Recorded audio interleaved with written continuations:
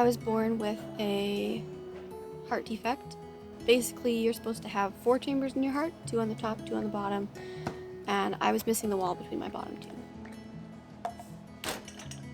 It wasn't discovered until about 3 months after I was born, and then at 5 months old, I had 2 open heart surgeries, 2 weeks apart.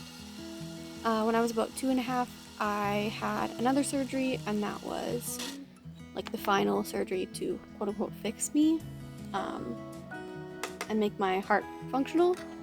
And so they did something called a Fontan.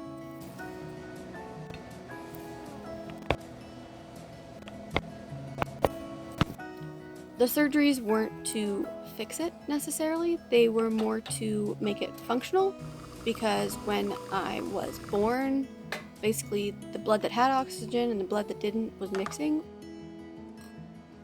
When they tried to close my chest up, my heart would race really high and I nearly died. They had to basically put me in an induced coma for a couple weeks until they could close my chest back up.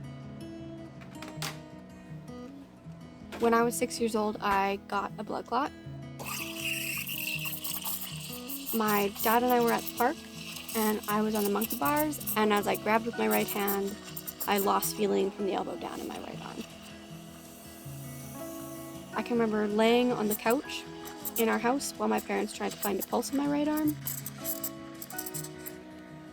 I was airlifted from Saskatoon to Edmonton. I cried that night a lot because I missed my sister. And I wanted to just be in my own room with my own sister and no stupid machines or hospitals or doctors or anything.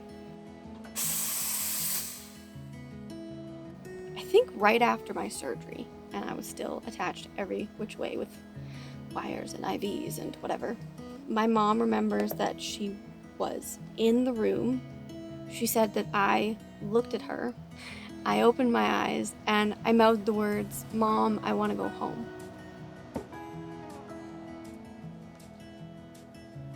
When I was 14 years old, I was sitting in church with my mom and I pressed into my legs with my thumb.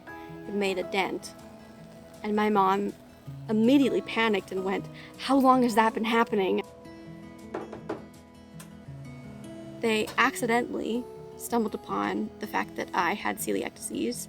And then also along with that, they also found something called protein-losing enteropathy. It was very frustrating and very scary because I was always scared of something bad happening again health-wise, and I still am. I was always waiting for the other shoe to drop.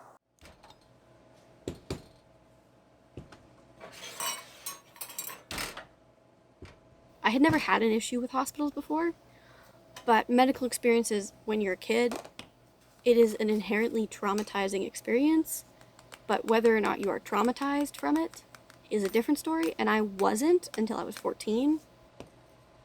It was like everything I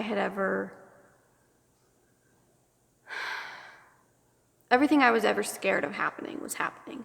I got another blood clot, I got a couple extra new diseases, and I was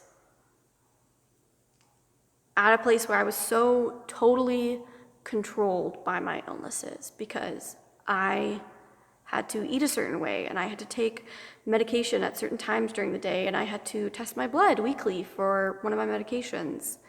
And it was just so overwhelmingly not me being in control. I've talked to my therapist about this. She has said, "Danae, you are so resilient and you are so strong." And I said, yeah, I didn't have a choice. I had no other option because when I was a kid in the hospital, I couldn't just say no to getting blood work done. And that kind of has transferred into my adult life now as I live my daily life and as I still get out of bed every morning and I still go to work every morning and I go hang out with my friends and I go do this and that and the other thing, and I may be nearly paralyzed with anxiety, but I do it because I don't know how not to.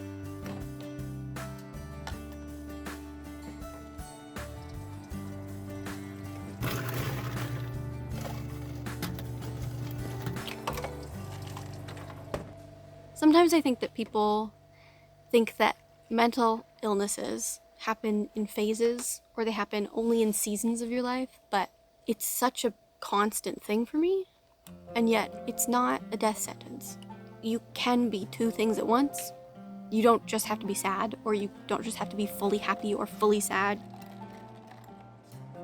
There are so many good things in my life, and there are so many people in my life who I have really good interactions with and who I am very comfortable with, that I spend time with. My parents, my sister, my grandma, my friends.